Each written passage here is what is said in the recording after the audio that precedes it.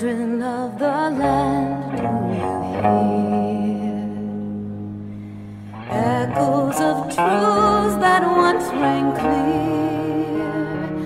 Two souls intertwined, one true love they did find, bringing land and heavens near. But flames that burn full bright seem memories dimmed by shattered hearts. In the waxing gloom, did wane the lovers mourn, watching as their words drifted.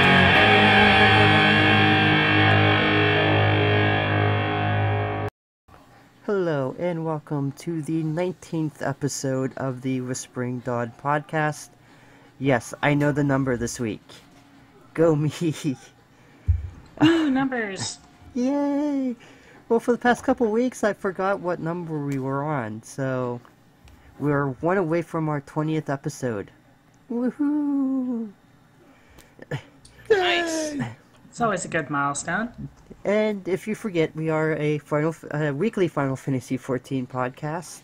And if you're listening to us through iTunes or Stitcher or our own personal place where we upload these to, just remember we do go live every Sunday night at 9:30 p.m. Eastern Standard Time. My name... That's 6:30 Pacific for those of you who live on the West Coast. My name is Kasumi Rylith, and today I have with me Aerith Perverith, Hello. and you've already heard her voice. She's our honorary host of the show, Nell Celestine. Howdy do. And we have Paul Meadow joining us for another week. Hello.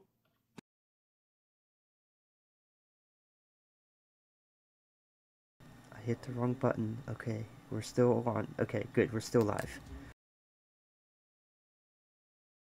So Always gotta worry about technical difficulties. They happen all the time. especially with this podcast. There is one, actually, that we're not having this week. We're actually going to be live this week. In the game. Yay! Nice. Live in game. Where are we this week?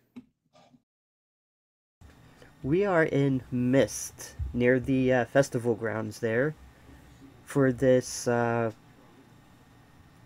whatever fair thingy it is. Moonfire Fair. Yeah, the Moodfire Fair. I love the Moonfire Fair. When it started back in 1.0, when we first got the music, all I could think of every time I heard it was just when the chorus would kick back into the theme song, and it was suddenly trumpets. Did you listen to our last podcast? I haven't had a chance yet, but I've been meaning to. I loved it last year. I did not like it this year at all. Yeah, this year was kind of short and lame. Yeah, it was very repetitive. Just hand something in over and over. That's it. And the quest where it's like, okay, go over and talk to this guy. Okay, quest is over. You've finished the whole event. It's like, what? And I do apologize for my voice today. I am sick, so, and I'm talking through a dust protector, so if my voice does sound bad, I'm very, very sorry. Ah. It's no worries. I'm speaking through a laptop microphone. But yeah, we have a very packed show for everybody tonight, and hopefully it's gonna be a really fun show. We got a lot to talk about. A lot was discussed this week. And we had a lot happen to us this week with, we got the return of the email segment because we got emails this week. Yay! Email! Remember, you can whisper us at thewhisperingdawn@gmail.com. You like what I did there? Whisper That was us? nice. Nice, go keep plugging that. That was well played. There's a reason I said that, and that's because we finally chose the name for our followers, and we're going to reveal that in the email segment because the email that I'm going to read is very poignant to why we're going to call our followers what we're going to call them. Don't worry, it's nothing bad. So, let's get started. Let's start on the forums, because there's something that was discussed on there that I do think is worth discussing here. That's because I know at least 2 of our members tonight are legacy characters. Aerith, you started in 1.0, right? Yes. And now you were discussing about the Moonfire Fair in 1.0, so I am taking it you were there as well? Yes. Oh, yeah, October 15th, 2010, all the way through. Well, there seems to be a post on the official forums wanting to put that legacy tattoo onto the Mog Station.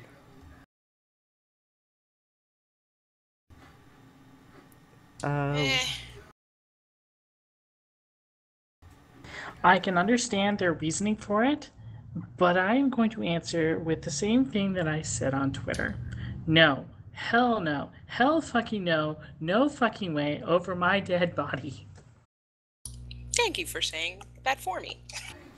And I know Sierra Faye, who is not with us this week, in fact she's having surgery being done to her. Get better, Sierra.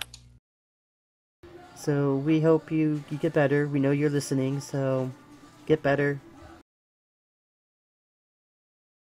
Indeed, heal up. Come on back when you're all good and stuff. It's not quite the same without. It hasn't been. These last couple weeks without her, it's been... We miss her. We also miss some of our friends that haven't been on for a while, so as soon as we can get them back in, we'll have fun again with them.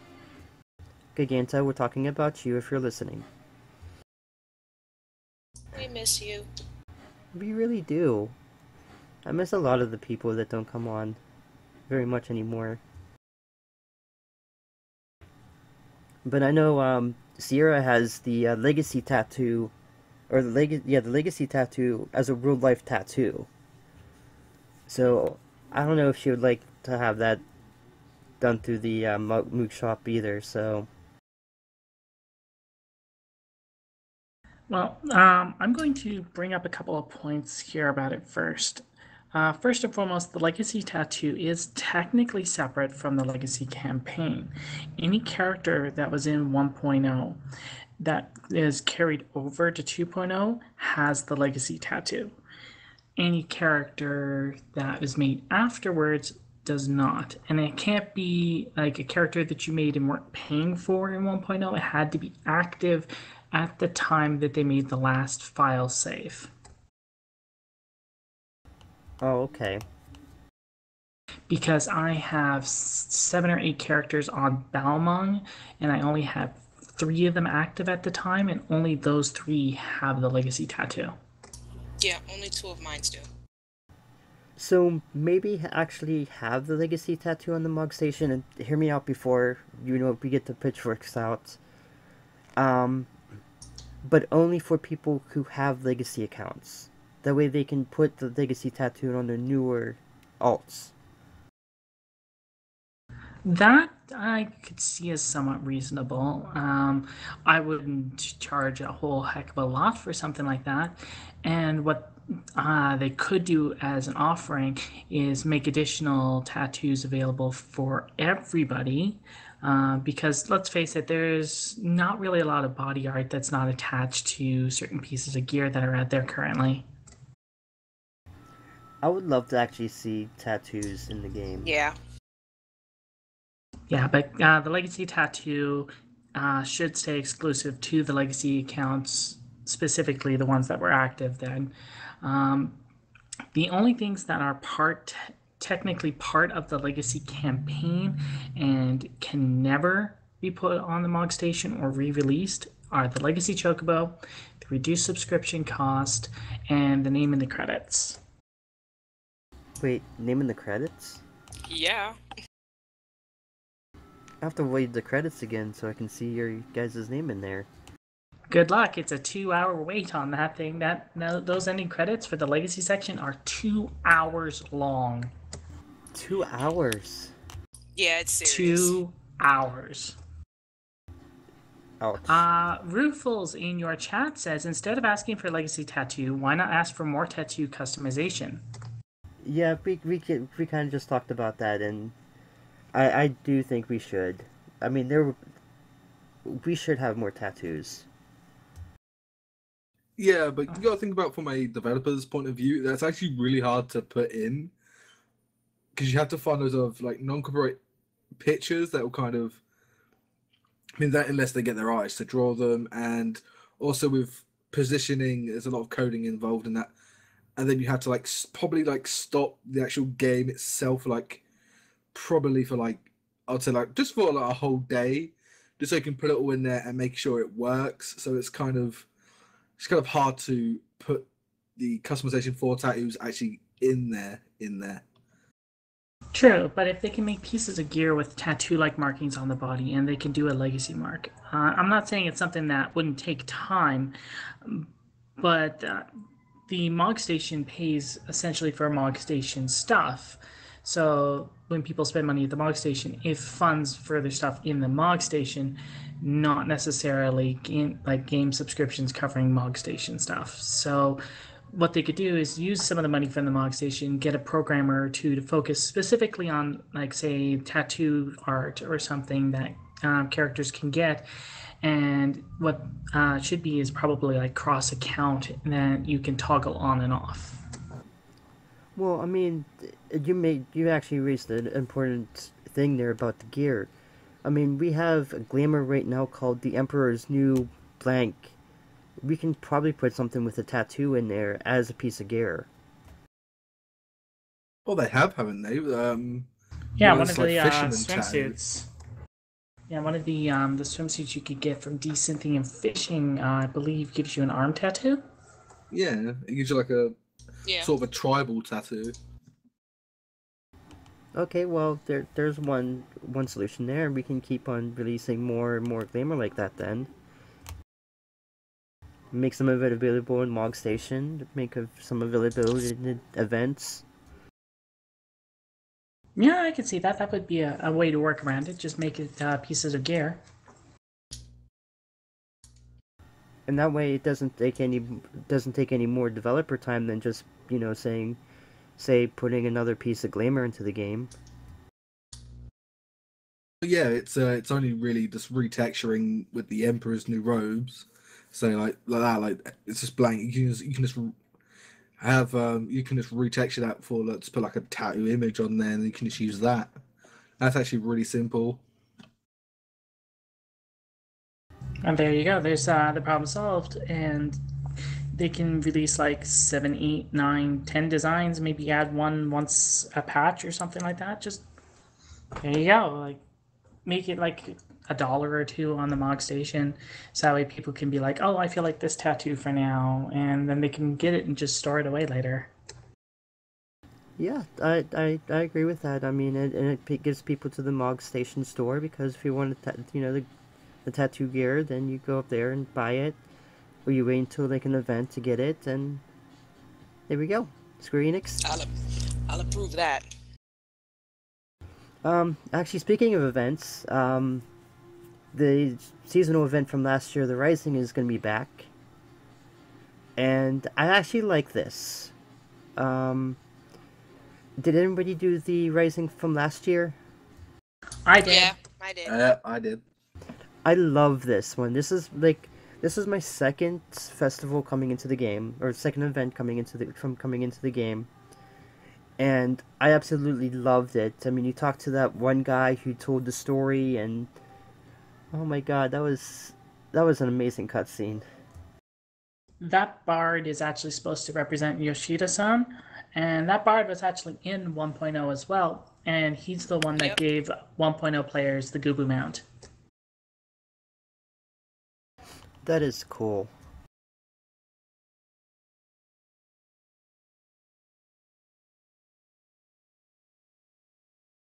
But yeah, did you see some of the rewards that they're going to be giving out with it? Oh my Minions! god.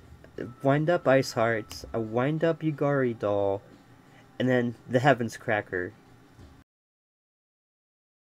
If they ever make a wind-up Estinian, that wind-up Estinian and the wind-up Ice Heart better kiss. No, no, no, no, no. The only thing that the wind up Estinian's gonna kiss is the wind up Alphanod. No, Here we go. they were totally cruising together. You should have been able to see that much. Oh, okay. Maybe have them kiss them both. Oh boy. I can agree to this. Minions gone wild. The interesting thing about this event isn't the event items per se, because it would be awesome to get the, an Ice Heart doll or Yugiri doll.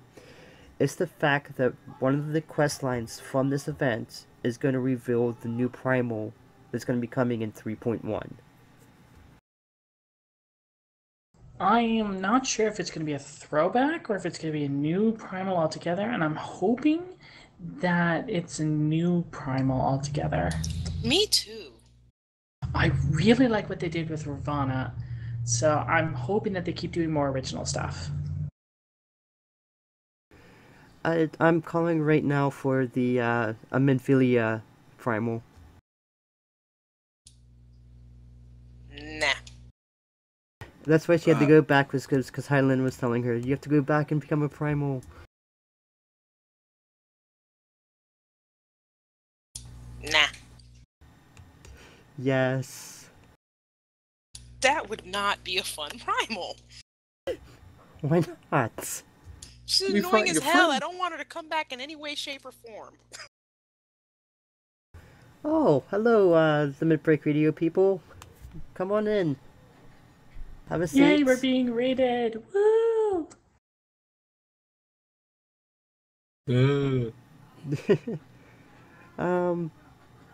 Come in. We're talking about the events here, the Rising. So you put your comments down in our little chat box here.